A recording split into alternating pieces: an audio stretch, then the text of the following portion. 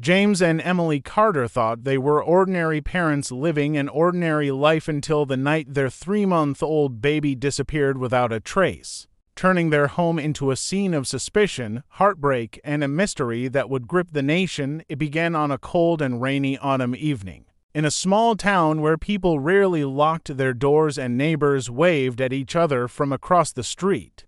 The kind of place where crime was something you only heard about on television, not in your own backyard. That night, however, would shatter that sense of safety forever. A young couple dialed emergency services in a panic, reporting that their 3-month-old baby was missing from her crib.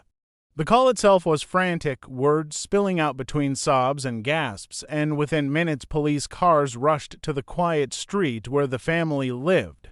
Officers entered the home expecting to find a mistake. Maybe a child who had rolled beneath blankets, or perhaps a relative who had taken the baby without telling anyone. But the crib was empty. The house was silent except for the sound of the parents crying. What struck investigators first was how little seemed disturbed. The front door was locked. The windows were shut. There were no signs of a forced entry. Toys lay scattered on the living room rug. A bottle half full of milk rested on the counter, and the baby's favorite blanket was missing. Neighbors soon gathered outside, standing in the rain, whispering and pointing at the flashing lights. No one could understand how an infant could vanish from inside a home that showed no obvious way in or out. The police wasted no time. A missing child alert was issued, and volunteers poured into the streets with flashlights. Search parties scoured the woods that surrounded the town, moving through wet leaves and mud. Others walked along the riverbank, calling the baby's name into the night as if she might somehow hear and respond. Old barns and sheds were opened, crawl spaces checked, and storm drains lifted. Despite the determination, hours slipped by with nothing found. By morning, the story had already reached the news. Reporters broadcast live from the couple's yard, their cameras catching every tear and every desperate gesture. The father in particular became the focus of attention. He clutched one of the baby's blankets tightly to his chest as he cried in front of the cameras, his shoulders shaking. His image spread across the country within hours. To many, he looked like the very definition of heartbreak, a man brought to his knees by the sudden loss of his child. Strangers watching from hundreds of miles away felt their own hearts break just seeing him collapse into sobs. But as sympathetic as some people felt, others couldn't shake a troubling thought. If the door was locked, the windows shut, and no stranger had been seen, then where exactly had the baby gone? That question lingered in the background of every newscast, every press conference, every late-night discussion around kitchen tables. The town, once known for its calm, now buzzed with unease. It seemed impossible that such a thing could happen without someone in that house knowing more than they were saying. The seeds of suspicion were planted quietly, almost invisibly, beneath the waves of public sympathy, and before long they would grow into something much darker. At first, investigators treated the disappearance as a kidnapping. The missing child alert was broadcast on every channel, and flyers with the baby's face were pinned to trees, shop windows, and gas station doors. Families across town taped posters in their car windows, hoping someone, somewhere, might recognize the infant. National agencies stepped in, providing resources and search dogs. For days, helicopters hovered above fields and woods while divers searched the river. The community rallied together with a kind of unity rarely seen, but the longer the search stretched without results, the harder it became to believe a stranger had taken the child and vanished without a trace.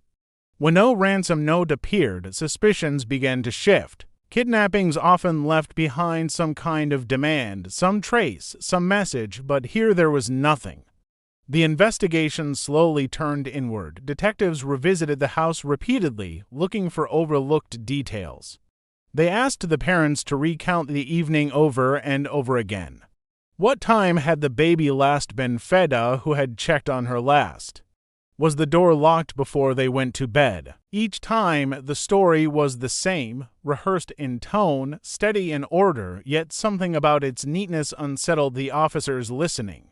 As reporters continued to broadcast outside the home, journalists began digging into the family's past.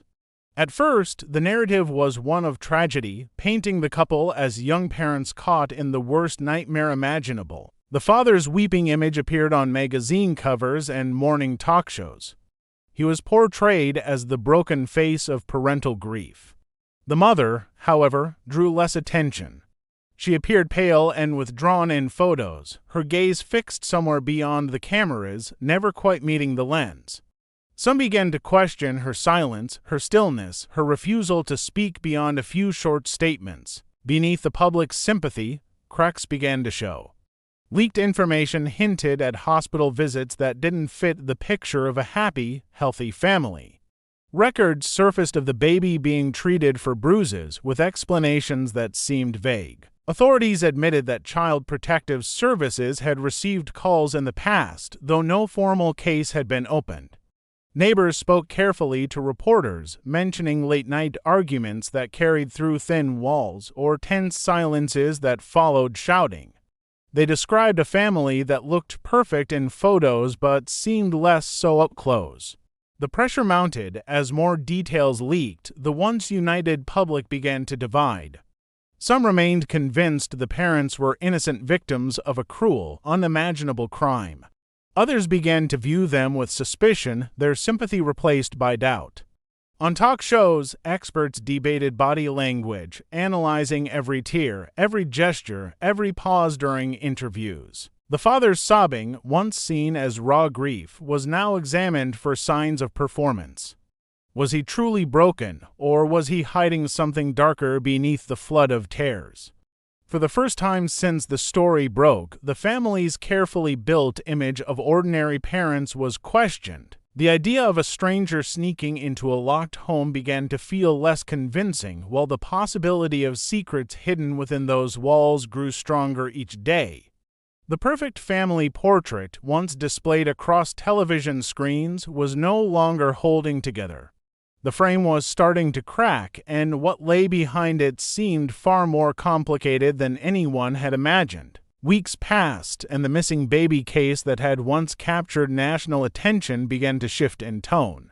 What had started as a desperate search for a child became a story laced with suspicion.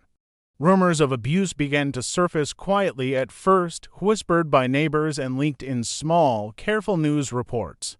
Court documents revealed that Child Protective Services had previously been alerted, raising questions about the baby's safety before the disappearance.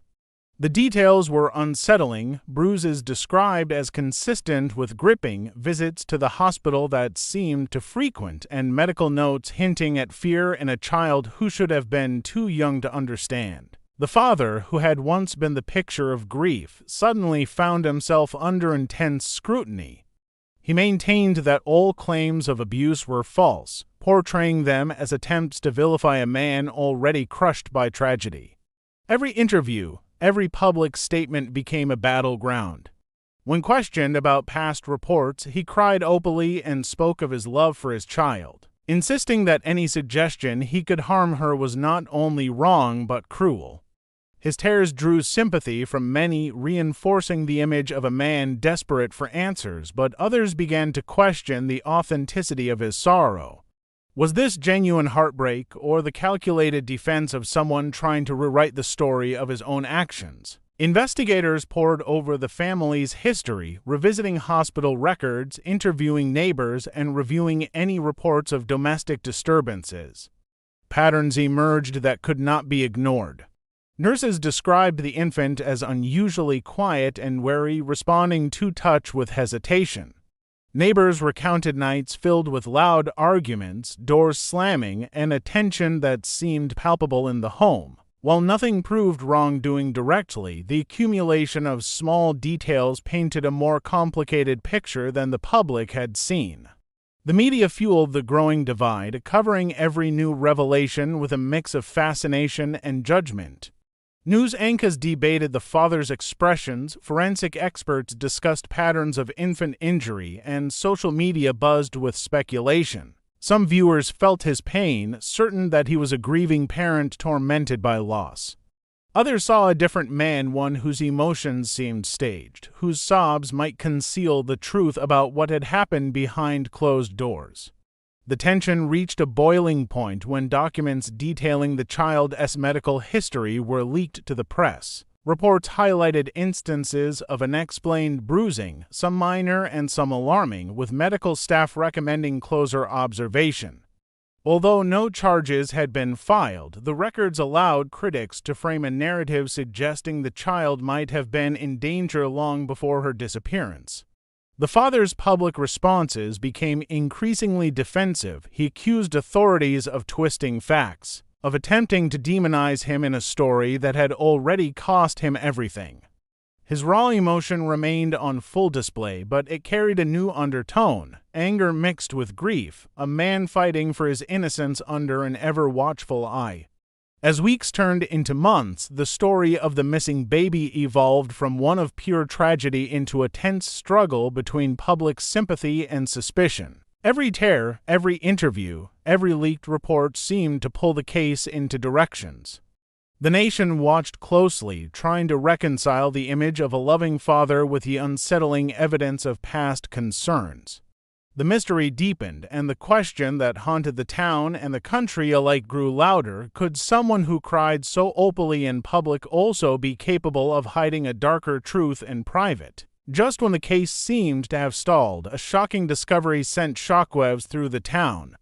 A local fisherman, casting his line near a bend in the river several miles from the family home, noticed a small bundle caught among the branches along the bank. At first, he thought it was trash, perhaps an abandoned bag or clothing left behind by a passerby. But as he pulled it free, the unmistakable shape of the baby's tiny body became horrifyingly clear. Authorities were called immediately, and within hours the scene became a flurry of flashing lights, police tape, and somber investigators. DNA testing confirmed what everyone feared: the infant was gone. The relief that had fueled the search turned into a chilling reality, and the community's grief deepened. The autopsy revealed disturbing and puzzling findings. There were no signs of drowning, no marks indicating an attack by an outsider, and no evidence of prolonged neglect in the immediate hours before death. Instead, the report suggested suffocation, possibly occurring within the home long before the river ever came into play. Fibers and traces found on the blanket matched items from the family's own laundry room, indicating that the baby had not traveled far before being discarded. These details shifted the focus of the investigation back to the parents, and the father, once seen primarily as a grieving victim, became the center of renewed suspicion. Investigators meticulously reconstructed the timeline of the final hours. Every routine from feeding to bedtime was scrutinized. Neighbors were interviewed again, sometimes multiple times, to confirm small movements or noises that might have gone unnoticed. Detectives examined the home for anything that could explain the disappearance, from hidden compartments to overlooked exits. The more they pieced together, the more inconsistencies began to appear, small but significant, in the parents' accounts. Each one raised the possibility that the tragedy was not the result of an outside force, but something that had occurred within the household itself. The revelation sent ripples through the media. Headlines shifted from missing baby to tragic discovery, and questions swirl around parents. The father's public image, once anchored in the raw emotion of grief, was now cast in a darker, more ambiguous light. Footage of him holding the blanket and weeping was replayed endlessly, now juxtaposed with details of the autopsy and the new evidence. For some, he remained a sorrowful parent, crushed by the loss of his child. For others, the tears seemed increasingly performative, masking guilt or fear of what might come next. As the investigation progressed, law enforcement began building a detailed case. Every piece of evidence from fibers to medical history was cataloged. Experts analyzed the timeline of suffocation and debated the sequence of events that could have led to the baby being placed in the river. Forensic teams reconstructed possible scenarios, each one inching closer to the unsettling conclusion that the child's death may have been the result of circumstances entirely within the home. The town itself seemed to hold its breath. Families whispered in grocery stores and on playgrounds, sharing speculation while mourning a life that had barely begun. The parents, who had once commanded national attention for their heartbreak, now faced an atmosphere thick with judgment, uncertainty, and suspicion. Every day brought new revelations, each one pushing the community further into shock and forcing the father to confront questions that grew heavier with each passing hour. The disappearance that had started as a mystery had now become a grim and twisting path toward a truth no one wanted to face. The trial drew intense attention, with reporters and camera crews filling the streets outside the courthouse for weeks before the first day even began. Inside, the courtroom was tense and silent, the kind of quiet that made every shuffled paper, every cough, and every footstep feel amplified. Jurors listened to hours of testimony that laid out a complex and unsettling narrative, one that painted the events leading to the baby's death in stark detail. Medical experts described the bruises and minor injuries the child had sustained, explaining how they could indicate repeated incidents rather than isolated accidents. Forensic specialists discussed the fibers and traces found on the blanket, connecting them directly to the family home. Every piece of evidence was meticulously documented, each detail examined for inconsistencies or patterns. Neighbors and witnesses described what they had seen and heard in the weeks and months leading up to the disappearance. Late-night arguments, slamming doors, and moments of tension that had once seemed inconsequential were now presented as part of a larger picture. Child care professionals testified about the notes they had made during routine visits, highlighting behaviors and minor injuries that, while not alarming at the time, now appeared troubling in context. The case became less about a single disappearance and more about a series of events that, taken together, suggested a dangerous and unstable environment for the child. The father's defense strategy centered on emotion and public perception. Attorneys highlighted his tearful interviews, portraying him as a grieving parent crushed by loss and unfairly accused. They emphasized the absence of direct evidence linking him to the moment of suffocation, arguing that the available findings could not definitively prove he had caused harm. They spoke to his character, past behavior, and dedication to the child, attempting to remind jurors of the man who had been publicly seen sobbing for weeks. Prosecutors, however, focused on the accumulation of circumstantial evidence.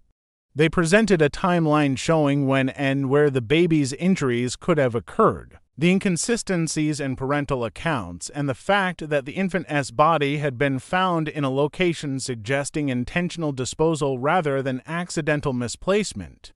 Each argument built on the previous one, creating a chain of events that pointed directly toward the home and those responsible for its care. Witness testimony, expert analysis, and previously leaked records formed a mosaic of suspicion that the jury could not ignore. Outside the courtroom, public opinion continued to shift. Conversations that had once focused on sympathy now leaned toward judgment. Social media threads debated every detail, from body language to trial strategy. Headlines described the trial as a clash between public emotion and cold, methodical evidence. While some still defended the father, insisting that grief did not equate to guilt, the weight of the evidence made it increasingly difficult to maintain that position. When the verdict was finally announced, the courtroom was hushed. The jury returned with a decision that left little room for doubt: guilty of murder. The father, once the nation's symbol of grief, now faced the consequences of actions that had shocked the community and captivated the country. The crying parent who had drawn so much sympathy and debate became, in a single moment, a figure of tragedy and horror. The town that had once rallied behind the family now struggled with the reality of what had occurred behind closed doors, and the haunting story of a missing baby had reached a chilling conclusion that would linger in the public consciousness for years to come.